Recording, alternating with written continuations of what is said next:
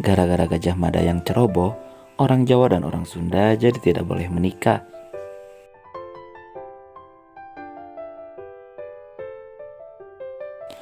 Jadi guys, mitos larangan pengantin Jawa dan Sunda bermula ketika Raja Majapahit saat itu, yaitu adalah Hayam Wuruk hendak mempersunting putri dari kerajaan Sunda yang bernama Dyah Pitaloka.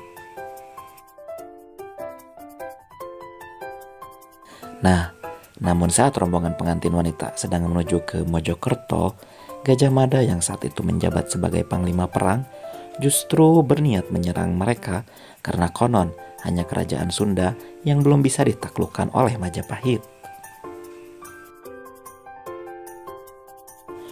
Hayam Wuruk menolak usulan itu, namun demi memenuhi sumpah palapa, Gajah Mada tetap nekat mengerahkan pasukannya. Seluruh rombongan kerajaan Sunda tewas, termasuk Dyah Pitaloka yang memilih menusuk jantungnya dengan konde.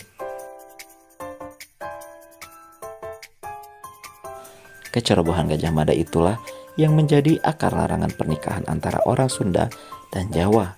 Penyerangan secara tiba-tiba yang dianggap sebagai penghinaan terhadap kerajaan Sunda.